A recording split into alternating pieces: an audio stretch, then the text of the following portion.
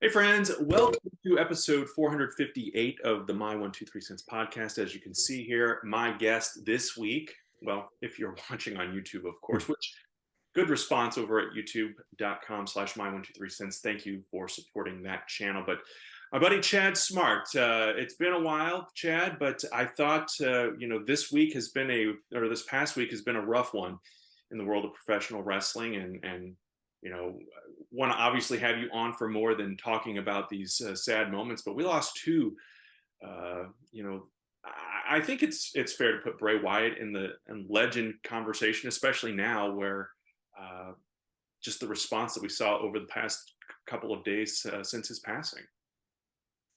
Yeah, I think, unfortunately, I would say that Bray probably never lived up to the level that a lot of fans would have liked to have seen him. And, the his first, I don't know, 5 years, maybe 5, 6 years in WWE, we're kind of building to that. And then, he disappears for a while. He comes back, was the Fiend, which, it's kind of a love or hate gimmick, Mhm. especially after the Hell in a Cell match with Seth Rollins that ends in a DQ. That kind of took some shine off of him, and then disappears again, comes back with that Uncle Howdy storyline that just abruptly ends. And then, 6 months later, we find out why. Yeah. And unfortunate as it is, but yeah, I think Bray captured, the character with the Wyatt family. He would have been, or I say maybe should have been bigger than he was. Well, But and we're going to talk about both Terry Funk and Bray Wyatt, but since we kind of started the conversation off with Bray Wyatt, let's talk more about him. And we don't have a real format lined up here. We're going to just kind of shoot from the hip, share memories and thoughts, because I went through some old pictures, and you've been to more events obviously than I have, and there were a lot of great. I think you were at that Hell in a Cell with was it the one with Bray Wyatt and Seth Rollins, or was it Bray Wyatt and Dean Ambrose, or was it the Wyatts and yeah, I was looking at it before we started recording. It was Hell in a Cell 2014, okay, and I thought it was Dean Ambrose versus Bray Wyatt, Hell yeah, in a Cell. But according to Wikipedia, it was Seth Rollins versus Dean Ambrose, and Bray oh, Wyatt wasn't on the card. oh, wow, Yeah, so I mean, based on my admittedly horrible recollection of what shows I've attended, I saw SummerSlam 2013 where Bray beat Kane in a Inferno match, oh, or yeah, Ring of Fire match, yeah, and then WrestleMania 32 or 30 when he faced John Cena, and then 32 when The Rock came out and destroyed the Wyatt family because booking. yeah, yeah, that's right. Yeah. I'm going to go back a couple of generations. Obviously, people know Bray Wyatt's lineage. If you don't, the grandson of Blackjack Mulligan, the nephew of Barry Windham, and the son of Mike Rotundo, aka IRS. So obviously, wrestling in the gene pool there in the family. Um, my first recollection of Bray Wyatt goes back though to, and I always thought it was cool that his parents named him Wyndham. Mm-hmm. So he's Wyndham Rotundo, and I always thought that was very cool. But my first recollection of him was as Husky Harris on Mm-hmm. NXT before NXT is what it is now. It was that show. I guess it was more like a reality based, kind of like a Tough Enough, Yeah. if I'm remembering correctly. I personally enjoyed the Husky Harris character. I can remember even writing a blog about it because I Mm-hmm. think that at one point there was a lot of haters, I guess, because of that group.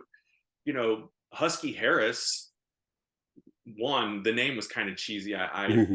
admit that it was, kind of reminded me of something that you would have seen in the Fat Albert Gang, with how they have all those nicknames that with the alliteration and whatnot. But anyway, um, I liked the character, and he was different. He looked different than everyone else. He didn't have, he wasn't the bodybuilder physique, that cookie cutter that we had seen for so many decades, really, in WWE. And kind of, in my opinion, that's where the mold kind of started to break, and we were seeing guys that were being used with different body types, and it wasn't always that that cut or lean or jacked up bodybuilder image that they were putting out for so many years. Mhm. Yeah, I'm trying to think of who else was on that NXT or was it NXT or Nexus 2.0 that when CM Punk took over, and I Yeah, think yeah, maybe he was part of that group. I think the Curtis Axel, maybe. Curtis Axel and Mason Ryan No, Mason Ryan. was part of that, and I don't think I think Heath Slater and Dave Otungo. I think they all the original NXT guys kind of because they had the core with Barrett, and so it all kind of got convoluted. Yeah, And but I yeah, guess Husky. yeah, go ahead. Go ahead. No, continue, please. Oh, I was gonna say, yeah, when Husky Harris came in, I think one, like you said, the name was a little cheesy, so I don't think the fans really took to it. Plus, at the time, Wyndham kind of had a kind of generic, just you know, trunks and elbow pads look. He didn't have the beard or the dreads and whatnot. So I don't think had he stayed Husky Harris, probably wouldn't have sadly moved beyond where Bo Dallas, for example, moved up to. But I think I remember reading a story that when the Nexus 2.0 ended and he got sent back down to FCW, I think he, if I remember the story right, he went up to Triple H and said, like, "You haven't seen the last of me," and and then luckily was given the freedom to come up with a new character and redevelop himself, which, like I said, every superstar is like one gimmick away from, or every wrestler is one gimmick away from being a superstar, and you can go back and look through, I mean, would Stone Cold have been Stone Cold if he'd come in as Stunning Steve? True. I find it interesting too, and I want your take on this. Mm-hmm. He never leaned in, and WWE never did either, on being that third generation superstar. I mean, they may have said third generation superstar, but they didn't beat you over the head with, Yeah. he wasn't Blackjack Mulligan the third, or Mike Rotundo Jr., or even Wyndham Rotundo. Yeah. And we see some superstars come in. Obviously Charlotte Flair has played off of that lineage of being Flair. In the WCW days, it was Dustin Rhodes doing that with the American Dream, and now Cody. That's really his thing. So we see some of these. The bloodline, obviously. WWE, and I guess it's all part of the creative process, but what are your thoughts on, I know there was a lot of outrage when Michael McGillicuddy, for example, wasn't being recognized as Kurt Hennig or Mr. Perfect's son. Yeah. Braun Breaker, even more recently, they've acknowledged he's a Steiner, but they don't call him that. So I think it's kind of important, for these superstars to establish an identity and become, who they're going to be, and not necessarily use their father or their mother as a crutch. But on the other hand, too, it seems like it's low hanging fruit. So why not grab it and build off of that? And I think the Bray Wyatt, like you said, with that creativity that Wyndham had, he didn't necessarily have to be IRS Junior. That would be stupid, but you know what I'm saying. No, I mean, well, if he came around today, I think he could be IRS Junior. Now that the government has gone and hired 84,000 more IRS agents, why wouldn't they hire us? And wrestling bookkeeping is probably about as legitimate as Hollywood bookkeeping these days. So, no, and I find it interesting because, like you said, with Braun Breaker, he's not called Steiner, but yet on commentary, like you were saying, they kind of beat you over the head with the fact that he is, a Steiner. Yeah. And with Michael McGillicuddy, I mean, stupid name aside, when he became Curtis Axel, they acknowledged it was a tribute to his father and his grandfather. Yeah. And so it is a double-edged sword where, yes, do you acknowledge the family lineage and then hope that you can not just rely on the name to carry you through? You have to, and especially, going back, and not to pick on Michael McGillicuddy, but when you're the son of Mr. Perfect, if you're not perfect, right, It's not, and same way with, someone like David Flair. Yeah. When you come in as a son of probably the all-time greatest wrestler, or in a lot of people's eyes, and you are average, the fans aren't going to treat you right. So, um, but I do think, like you said, Bray didn't have to rely on, and granted, I think IRS is the most successful gimmick that Mike Rotunda had. Yeah. Outside of that, he really didn't have much of a character when he was just, part of the US Express, or when he was, what was it, Captain Mike Rotunda in WCW, and part of the Varsity Club. He was just a wrestler. So Bray had maybe that freedom to break out of being a third generation star by being his own person and creating his own character. Yeah, it was again, it was I think a lot of people compared it to compared the Bray Wyatt character, that is, uh, in the early incarnation of it, at least, to Dan Spivey's portrayal Mm. of Waylon Mercy back in the mid '90s. And I don't feel like that gimmick ever. And again, this was at a time where I was in college. I wasn't watch. I was watching, but not Mm. watching as intently. So I don't know, how long that character was even around, and how much inspiration Bray Wyatt drew, or Wyndham Mm. kind of drew from that to create the Bray Wyatt character. Because again, Dan Spivey connected to Mike Rotundo after Barry Windham had left WWF, Yeah. in the '80s. So again, I don't know if there's a correlation there or not, but it seemed like the character was one of those original things. The catch line, or the catchphrase, follow the buzzards and let me in, and the lantern. And I will tell you, watching the clips from SmackDown, I was at football on Friday night, so I just watched the highlights. I got goosebumps multiple times watching. But when the arena, Mm. illuminated, when LA Knight was talking with the Fireflies, Mm. and how they closed the show, I got to tell you, man, it was intense. It was crazy. Mm. Yeah, I haven't watched the end of the show, but at the beginning, when they were all doing, everyone was out on the ramp, all the Mhm. wrestlers paying the tribute, and then they played, I think he's got the whole world in his hand song, and Yeah. then when it stopped, then the crowd took over and started saying, and that was, goosebump. But real quick, to go back to Dan Spivey Yeah. and Waylon Mercy, yeah, I mean, I believe, again, if I remember history, Spivey wasn't around very long due to injuries, Hmm. but that character of Waylon Mercy and the early incarnation of Bray Wyatt both kind of came from um, Robert De Niro's character in Cape Fear, Max Cady, which also either came from that, or the Simpsons episode where Sideshow Bob breaks out of prison and is going to kill Bart, and he has the Bart the tattoo Yes. on his face. But yeah, but again, you take an inspiration and then make it your own, and I think that's what Bray was really good at. Yeah, I 100% agree. And again, and I don't know how much of SmackDown you've seen, as we're recording this, but Mm-hmm. they did a good job, I felt like, with interspersing tributes to both Bray Wyatt and Terry Funk. Obviously, and we are going to talk about Terry Funk here in just a few minutes. But um, when I think this is the first time in a while, maybe since Brody Lee, and correct me if I'm wrong. Obviously, Jay Briscoe earlier this year, but Mm-hmm. um, on that national stage where we lost an active wrestler. And it seemed like there was a period where we were losing active wrestlers all the time. And Mm-hmm. uh, you know, Bray had a young family, and you just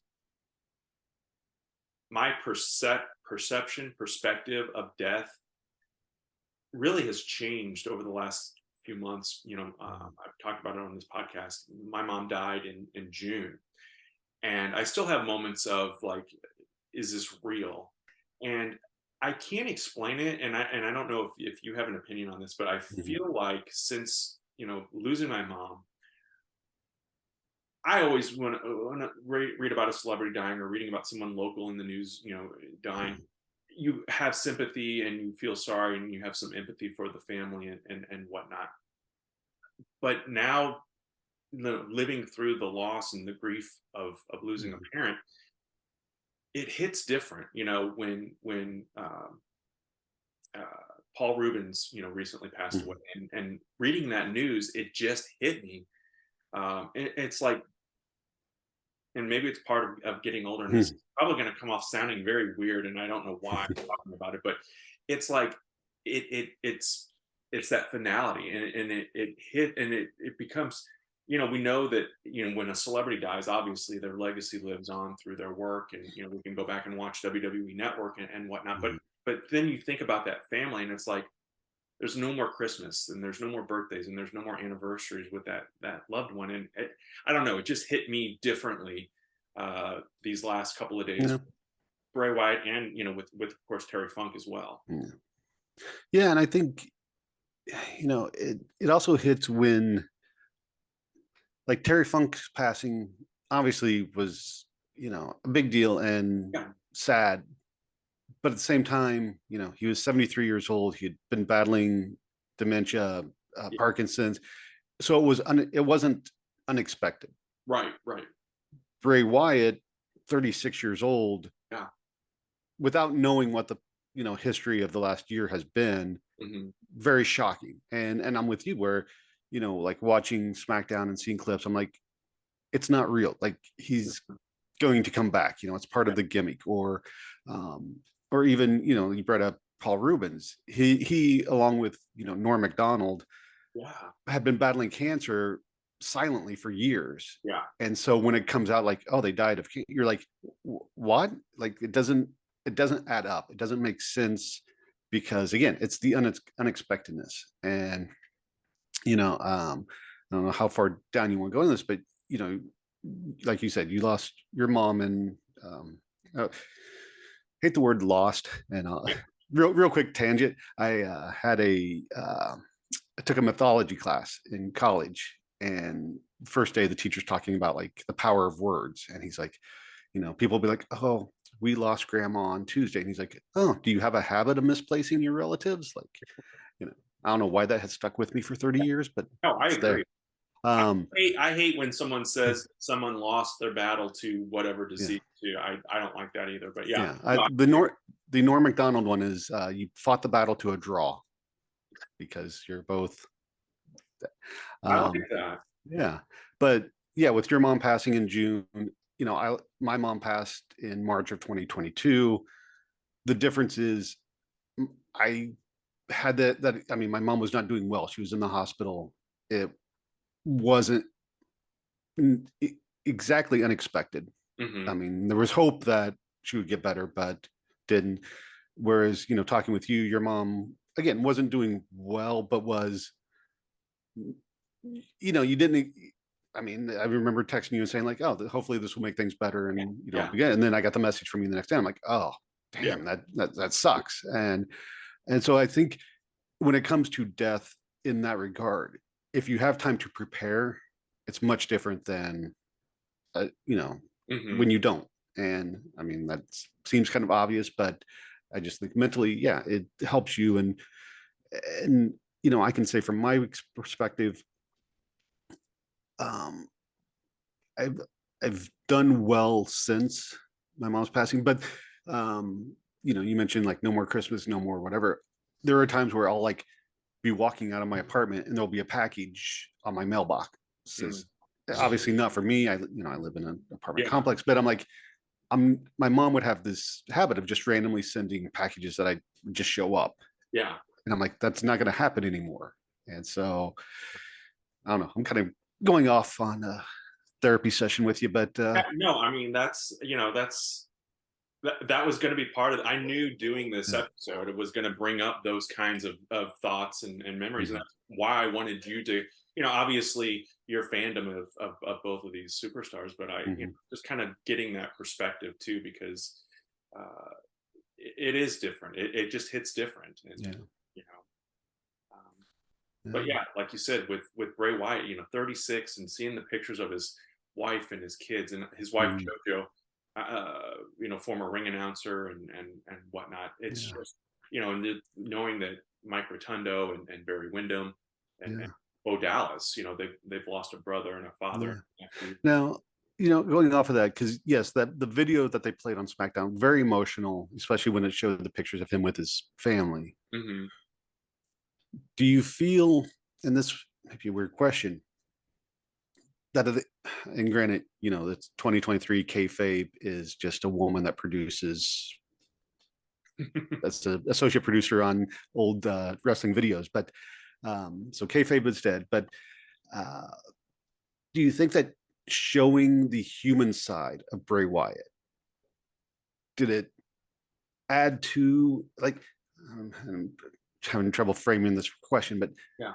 should they have kept the mystique of Bray Wyatt, or was it better that they broke character and showed the humanity of him? And this brings up a whole other topic of conversation, but I think it worked, because, Mm, for example, let's go back to the Paul Rubens death. Obviously mm, there's a lot of tributes to Pee Wee Herman going yeah. on out there, but we also heard a lot about Paul Rubens the person, and I don't think he had a family or wasn't as public with his Mm, family life. So, but it comes into that whole play of you know when character versus real person, and obviously with wrestling it's much different, because when Hulk Hogan goes on the Tonight Show, it's Hulk Hogan talking. It's not Terry Bollea, because nobody wants to hear from him. But when Sylvester Stallone goes on, it's Sylvester Stallone, not Rocky right. Balboa. So yeah, it becomes this weird whole thing with wrestling. I think it was the right thing to do. I think Mm,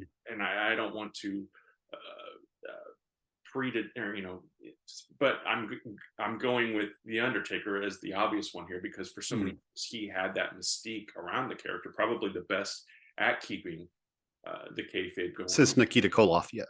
Yes, yeah, yeah, good point. So I got to think when he passes away too, we'll get the same kind of thing where, and over the last couple of years, we have seen more of that since he retired. Mm, Michelle McCool, and we see the son that they're raising, and his daughter, and so they have kind of peeled some of that back. So I thought it was good doing that. I think that in a weird way it does help kind of with the grieving process of seeing one hand it's like, oh man, this sucks for these little kids, and their dad is gone, but on the other hand too, it's like that's his legacy. That's Wyndham Rotundo's legacy. Obviously we'll talk about him in the Hall of Fame one day probably, and I think, and I don't know, uh, I saw a clip where the blue Universal Championship is going to be retired in his honor.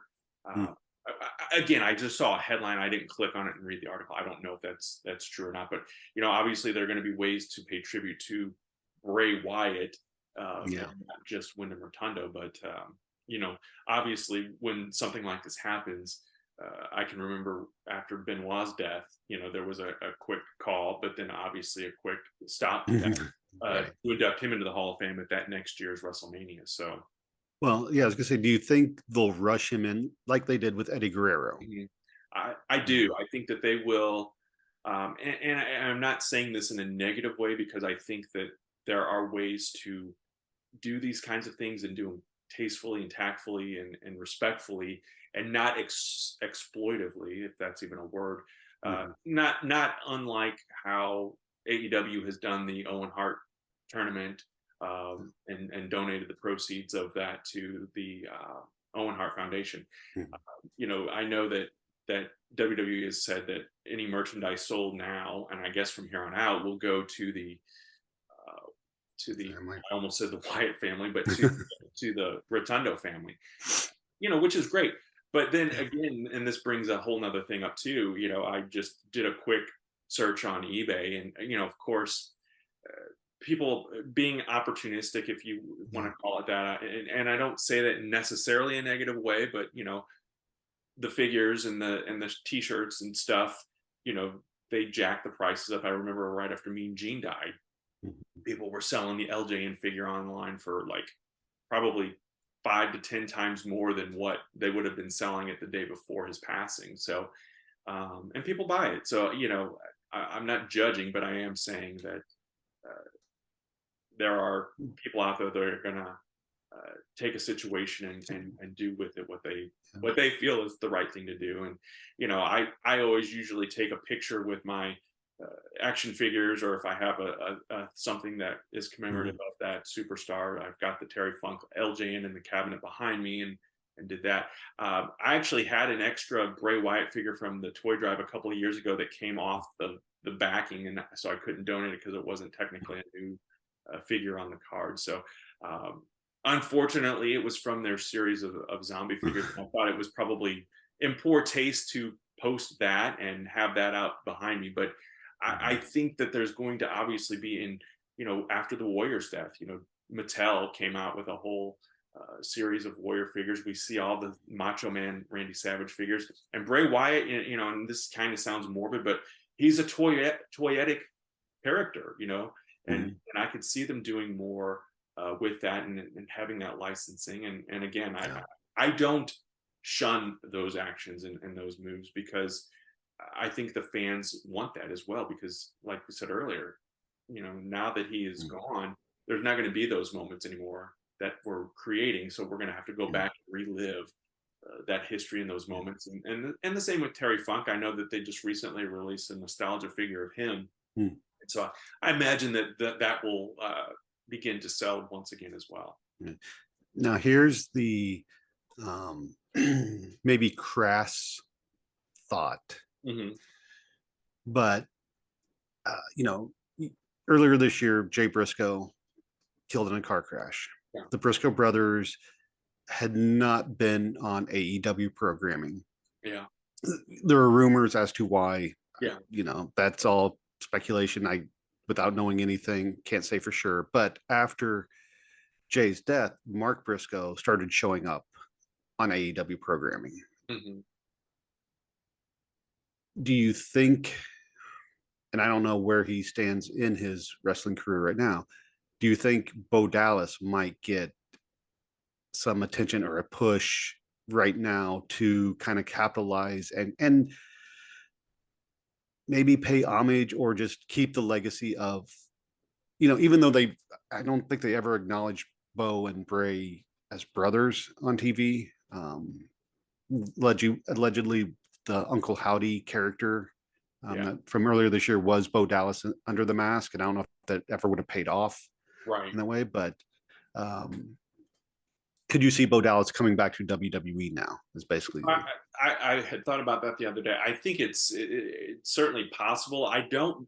Here's the problem. I say problem loosely.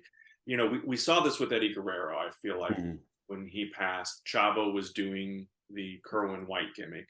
Went back to Chavo Guerrero.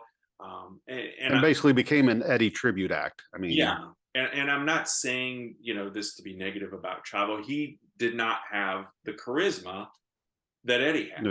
And I feel like they were they being WWE creative, Chavo himself, they were trying to recreate something that just, it can't be done. And I hope that if they do that with Bo Dallas and bringing him back in, if they do Uncle Howdy, or if they decide to go just have him come in as, and I don't know what his real name is, but just coming in as Bo Rotundo, and I know his real name isn't Bo, but I think if they do something like that, it could work, but not lean in and just let the tribute be the whole thing. You know what I mean? That's going to run thin, I think.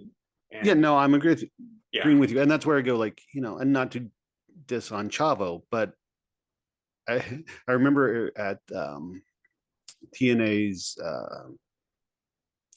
their big pay-per-view, Bound for Glory, and I think it was 2012, whenever Sting was inducted into the TNA Hall of Fame. I was at that ceremony, and every table there was a wrestler sitting with the fans, and I got the table with Chavo.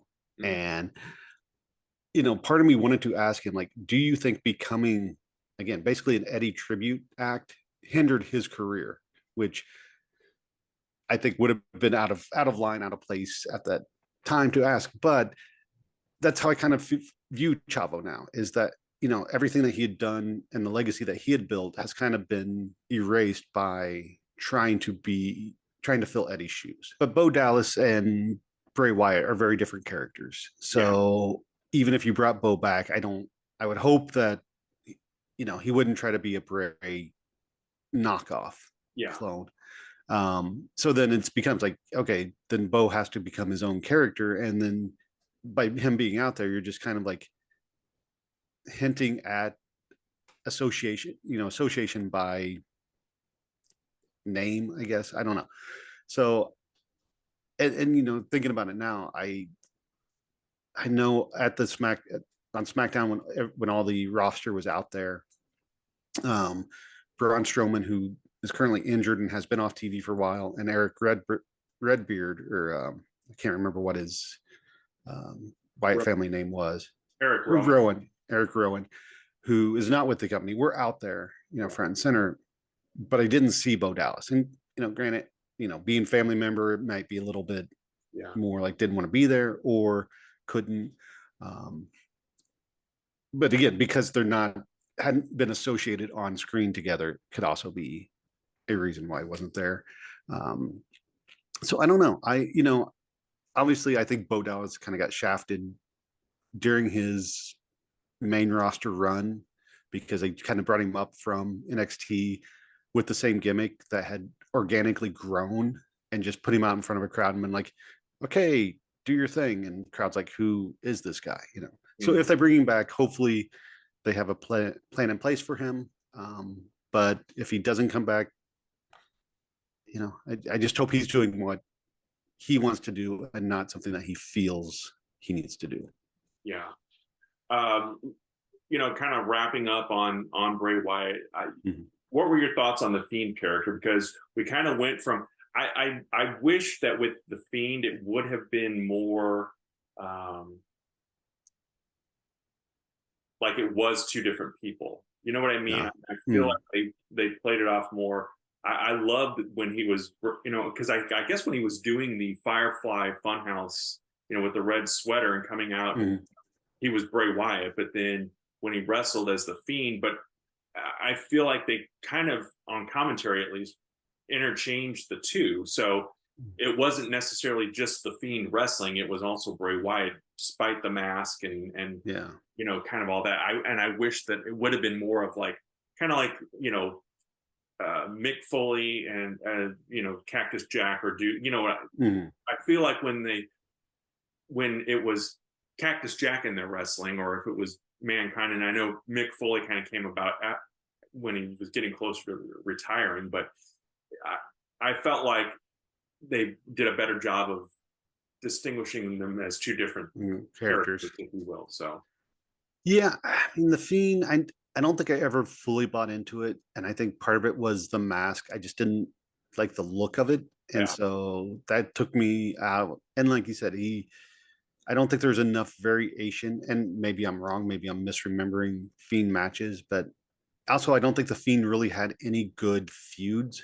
And because when I think of the Fiend, the two matches that come to mind are the Hell in a Cell match with Seth Rollins, which, again, you have a cage match that ends in a ref stoppage and, doesn't really pay off anything. And then the match with, was it with Randy Orton at WrestleMania? Yeah. With when Alexa Bliss was on the box-like structure. Yeah. And that, and and even the match with I think with Randy, where they like put the video of the maggots on the ring apron. It's like those matches weren't good compared to like the Bray Wyatt, like the Shield versus Wyatt family matches, like, and I think that aspect probably took away from the Fiend gimmick as well, where it became too much of a, sound weird, but too much of a gimmick, or too much of a, too far outlandish, removed from reality type thing. Yeah, we really had to suspend. There, Terry Funk. Let's let's talk about him for a little bit here. I remember Terry Funk going back to watching wrestling at the Chase, in the mid early to mid 80s. Mhm. Um, Reading about him in the magazines, of course.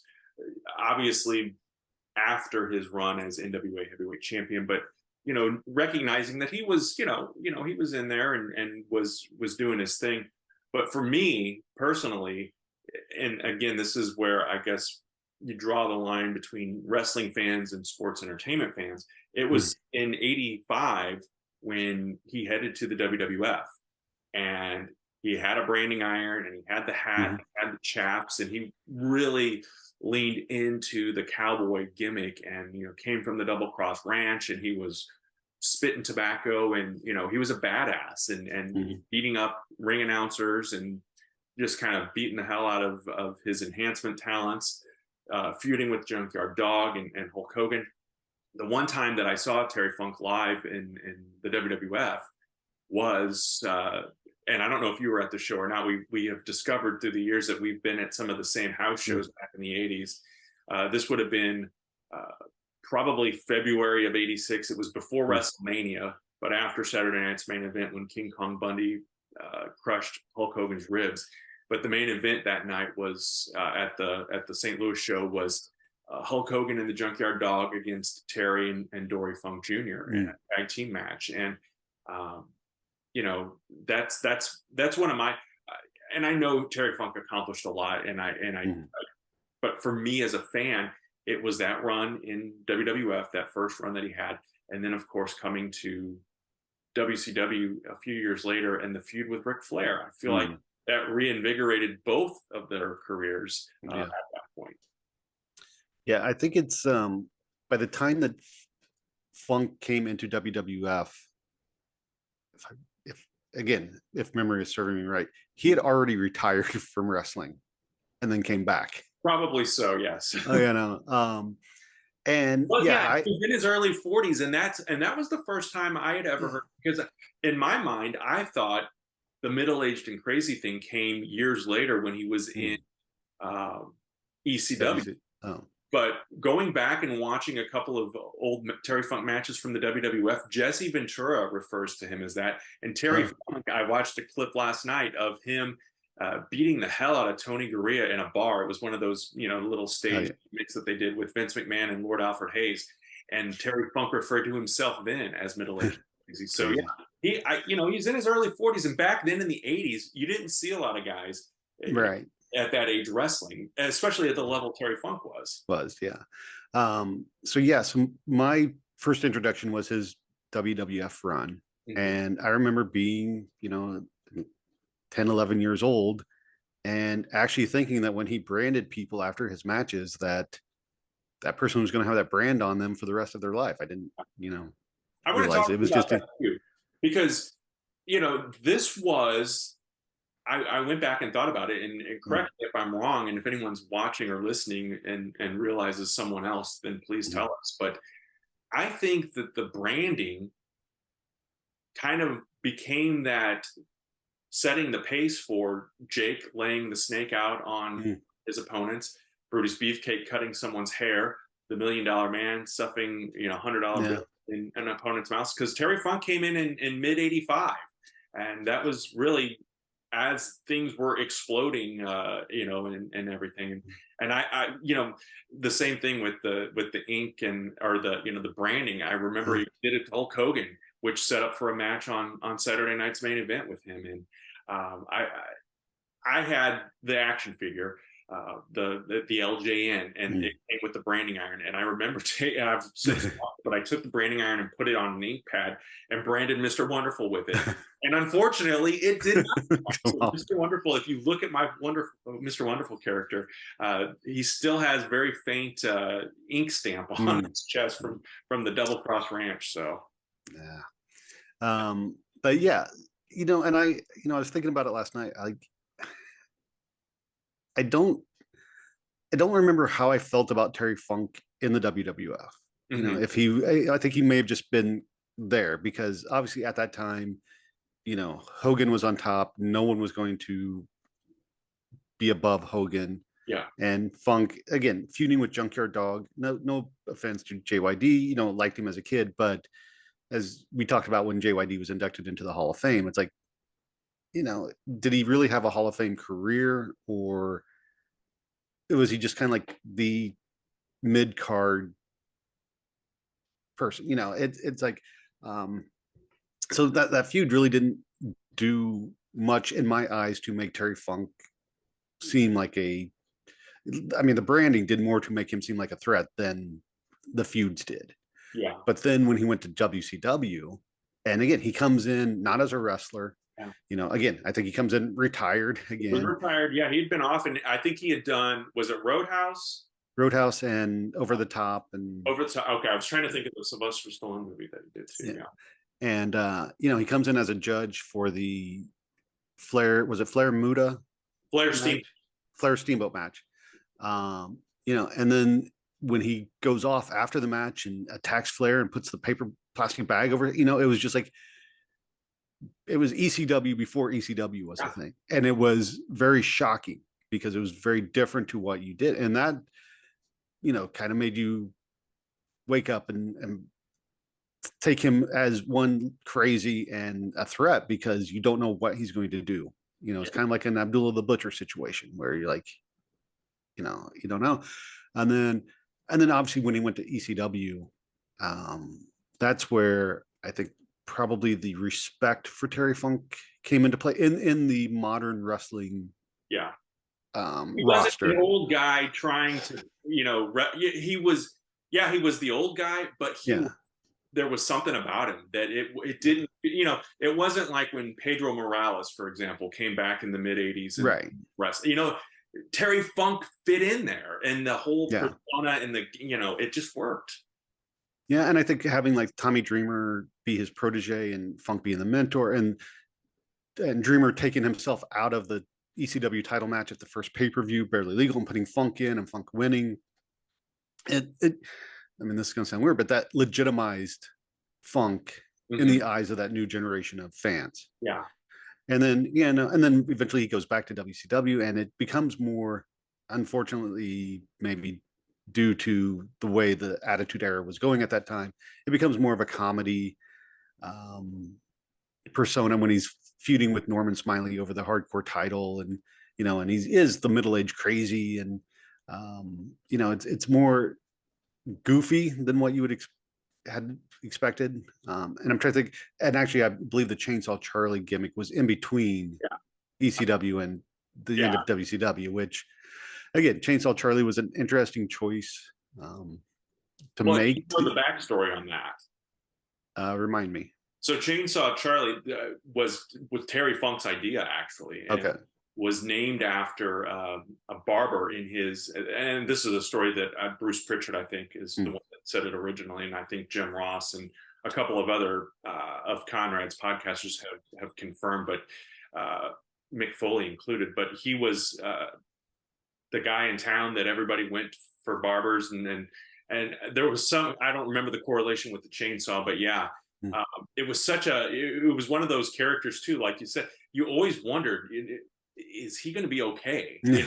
Yeah. The way he stole and the way that he just got in there, and I still remember too, one of WWE's most iconic matches, that Hell in a Cell with Undertaker and Mankind, and Terry Funk comes out there, and Mankind, or Foley recently said on the 25th anniversary of that show, Funk was out there to buy time for Mick to get back up on his feet, because the Undertaker choke slams him, I think not once but twice, and at one point out of his own tennis shoes. So seeing Terry Funk down there, I don't know, it makes me smile to think about his dedication to it, and the fact that he was out there. And I love the voice, and calling Dusty Rhodes an egg-sucking dog, and I watched that promo the other night too. So I have so many fond memories of Terry Funk, even though he wasn't necessarily my favorite, and not on my Mount Rushmore, and probably not even in my top 10. But I know that so many people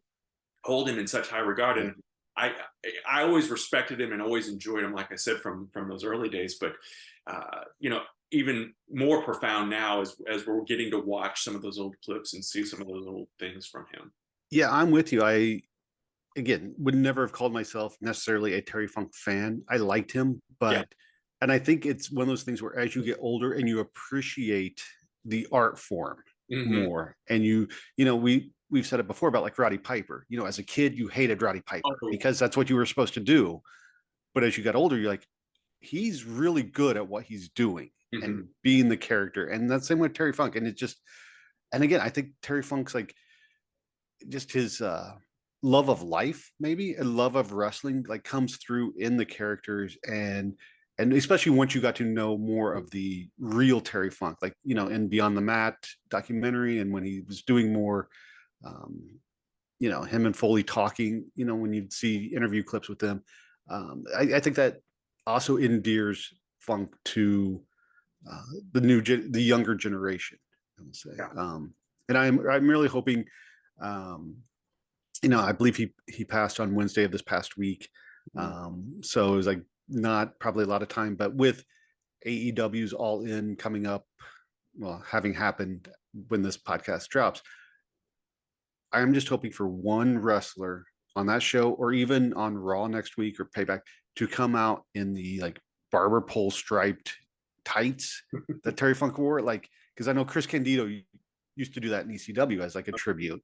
And I'm like, if, because I was trying to think, like, how do you pay tribute to someone, to either Terry Funk or Bray Wyatt in the wrestling sense of, instead of just wearing an armband with the initials, which, Right. no offense, nothing against that. It pays tribute, but like, if you want to tribute to Funk, how would you do it? And I want to see the tights. I want to see someone come out, or, I want to see somebody put CM Punk's head in a plastic bag and just. Well, maybe Samoa Joe will do that. Yeah, obviously, as we're recording this the day before All In, Yeah.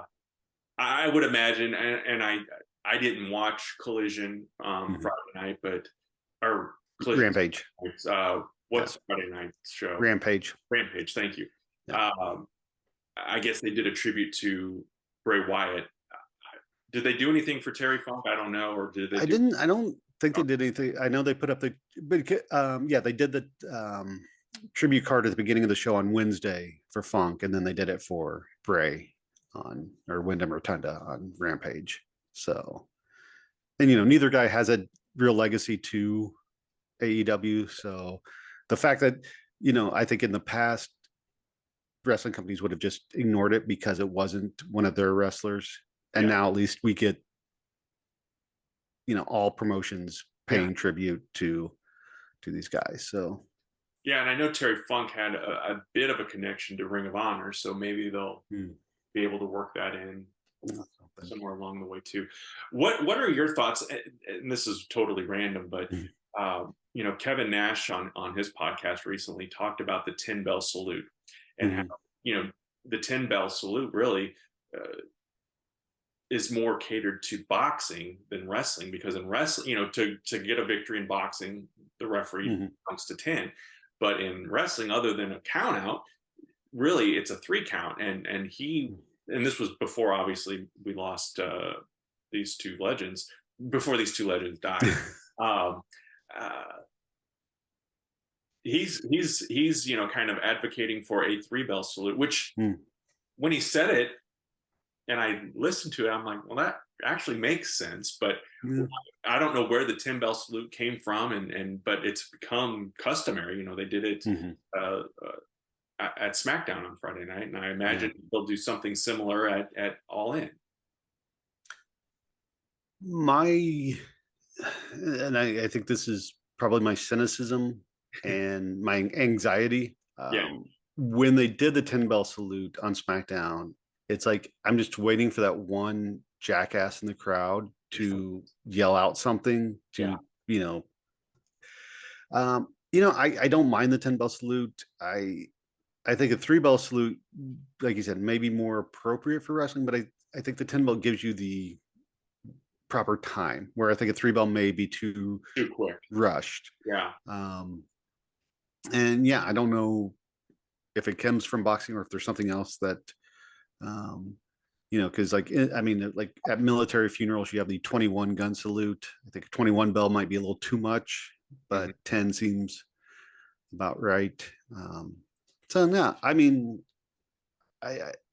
I would stick again. I think I would stick with the 10 just for the time length to give you time to really process and pay tribute. Yeah. Well, we had talked about Bray Wyatt earlier going into the Hall of Fame. Now we were there, I believe, in Orlando when Terry and Dory Funk, or was it in Mhm. Houston? Might have been Houston. Uh, we were Houston. there when they were inducted into the Hall of Fame Mhm. as obviously a tag team as brothers. I feel like, and kind of two separate questions here, but kind of one and the same. When we see a superstar die, either before or after being inducted to the Hall of Fame, and I'll use D-Generation X as the most recent example. They went in as a group. China was included in that, and then there was a push the year after that, or and she had Mhm. already, it was a posthumous induction, but there was this call for her to go in as a singles. Um, I wonder if we'll get the same kind of thing with Terry Funk. Mhm. Should he go in as because obviously he had a great singles career, former NWA heavyweight champion. Uh, Mhm. his run, we talked about the whole ECW thing. Uh, is it necessary? Because some fans take the Hall of Fame super, super serious. Some fans Mhm. just think it's they make arguments of who's going in and who's in already. Does it matter if you're a Hall of Famer? You're a Hall of Mhm. Famer, whether you're part of the Von Erich family or D Generation X or the Yeah. NWO. You're a Hall of Famer. Sean Waltman right now is a two-time Hall of Famer, but as two different characters with two different factions. Triple Yeah. H, I imagine Triple H will eventually go in as a singles, but he's part of the DX. So what's your thought on that? My thought is I don't like when they induct, like, because I'm trying to think, do they induct Razor Ramon in, or do they induct Scott Hall? It, it's Razor Ramon, but Kevin Nash is not in as Diesel. It's Kevin Nash No. because he talked So about too that like he fought to go in as Kevin Nash. hmm. Yeah, I don't. I don't know. Maybe it's weird because Scott Hall became Scott Hall after Razor. If he'd been Razor the whole time, maybe it'd be different. Him going in as Razor, Hmm. a character. Um, I'm just looking up. I have an Akeem the African Dream micro brawler sitting on my shelf. I think he should go, if he ever got inducted. He should go in as either Akeem or One Man Gang, and not whatever his real name is, because no Right. one is Right. familiar with the real name. So Sure. that's different. Um, so I think with Terry and Dory, I can see them just leaving it as both of them. I Yeah. don't know if you need to induct Terry separately Yeah. into that. I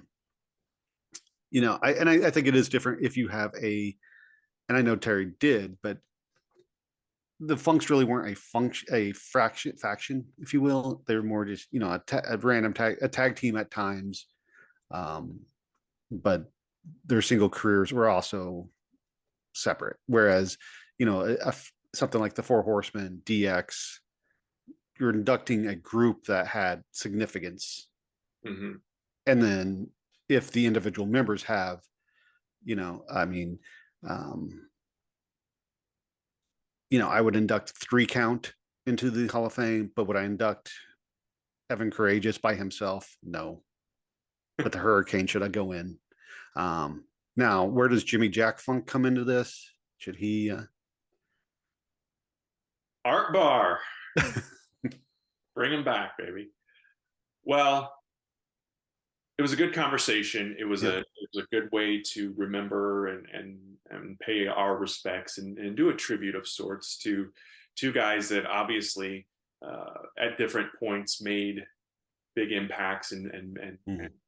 changed fandom for some and it'll be interesting to see, like you said earlier, how does WWE move forward with you know seemingly Bray Wyatt was going to come back, was supposed to come back, but fell ill earlier in the year. Mhm. So what happens with Bo Dallas and the others that were going to maybe allegedly be involved, because there was all kinds of talk that the Firefly Funhouse was coming to life, as we saw at Mhm. the end of I think it was Payback uh, Mhm. last year. You know, how was that going to look? You know, there was talk of Karrion Kross and Braun Strowman and Mhm. a couple of others being a part of that. So anyway, I'm saying all this to say that they will be missed, Terry Funk and of course Bray Wyatt, and Mhm. what could have been, we'll never know. It's kind of like when Brian Pillman passed away, Mhm. Eddie Guerrero. You know, we saw a lot of greatness out of Eddie Guerrero, and I think there was still more to come. And very similar to Bray Wyatt at just 36, you know, probably could have had he not gotten hurt another at least 5 years, maybe Mhm. up to 10 or more, as Chris Jericho's in his 50s and still doing this. So, any final thoughts from you as we wrap up this week's episode? Yeah, like I said, it's just still in shock a little bit over Bray. And you know, maybe this is an unfounded fear, but I hope WWE doesn't try to do, as we kind of talked about earlier, doesn't try to do something to latch onto the legacy of Bray and keep it going. Just let it let it go. Hmm. Let the memories live on. Um, and with Terry Funk, again, at least he's not suffering anymore, and um, he. I just, yeah, I have no word.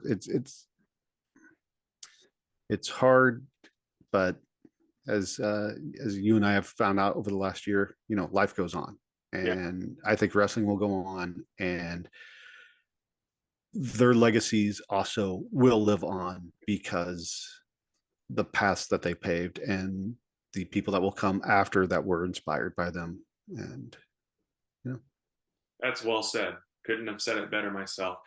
Friends, we want to hear your thoughts, your memories, whether you saw them live in your hometown or traveled to see them, or your experiences with Terry Funk and with Bray Wyatt.